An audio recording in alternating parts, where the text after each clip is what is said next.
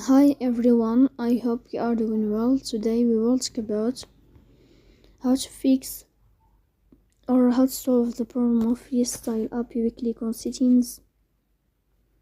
Here you will click on apps, default apps, app settings. Then you will search about YesStyle and you will enter here in this page. Then in this page of app info you will click on first stop and you will click OK. Here you will enter to the window of storage. Here in this page you will click on clear cache. In the end you will turn off your phone and you will restart your phone again. So that's all. Don't forget to support us by like and subscribe. See you next time and thank you for your watching.